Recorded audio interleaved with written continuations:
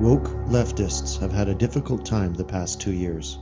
The list of ordinary acts that are called covert white supremacy has been growing exponentially since the Trump presidency began, and as the widening divide over NFL protests show, the racially tinged culture war is just gaining momentum.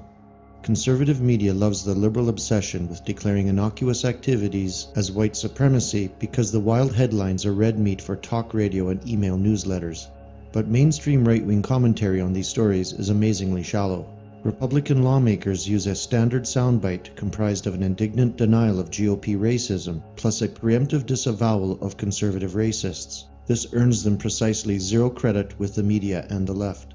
Conservative pundits lament the loss of common-sense American values, without offering any explanation for why those values have been in free fall since the 60s.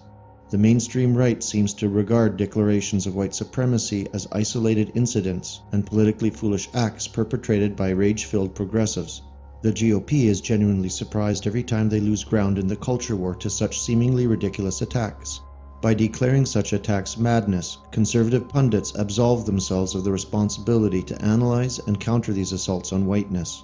The mainstream right is not curious enough to track the progression of allegations of white supremacy, however, and the left does have a clever method to their apparent madness. Liberals begin an anti-white attack by condemning some distant act of racism, so that moderate whites can comfortably agree. Once whites have shown their willingness to concede a minor point, the liberal left rapidly moves the goalposts until those tolerant, progressive whites are themselves accused of racism. Let us use the symbol X to represent any white institution or activity. X could be sports, higher education, Hollywood, the music industry, or local government. The left's attacks will follow the same general pattern no matter what X represents.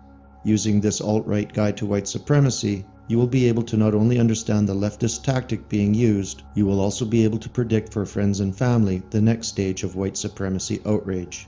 Whatever topic is selected for forced re-education is first attacked through its history. There is a legacy of racism in X, therefore the modern version of X must be made more inclusive and diverse. The politically correct white dupes, be they liberal or conservative, will then make an offer of support in good faith.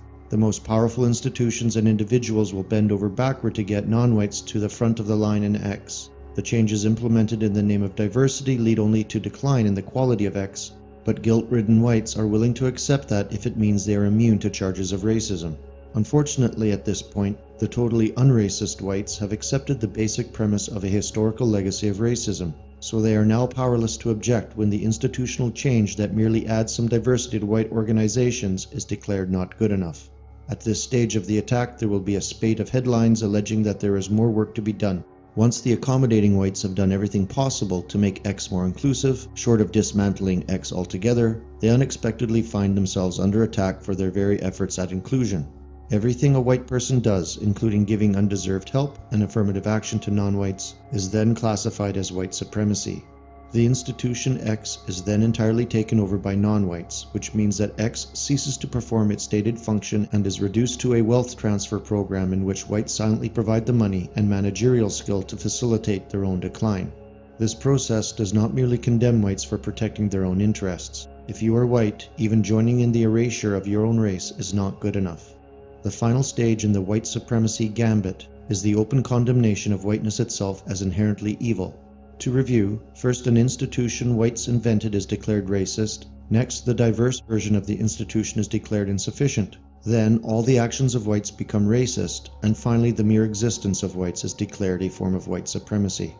People of color are so intimidated by the achievements and potential of whites that our very existence on Earth is de facto supremacy. Unfortunately, this also makes certain that real genocide will proceed at some point in the future. The white supremacy gambit clearly shows the inadequacy of GOP political philosophy.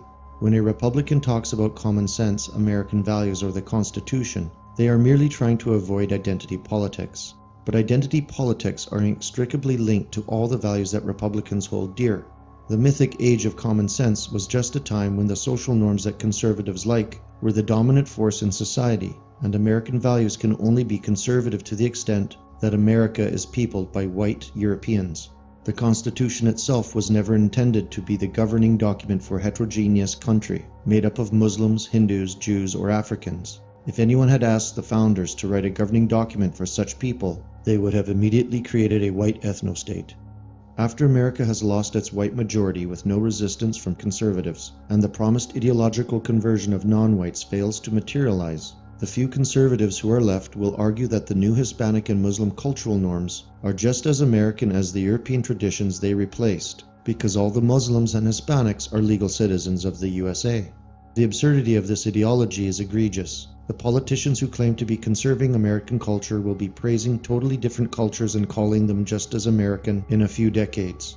Accepting the infinite malleability of America and the universal applicability of the Constitution means that conservatives can never make a principled objection to any demographic or cultural change proposed by the left.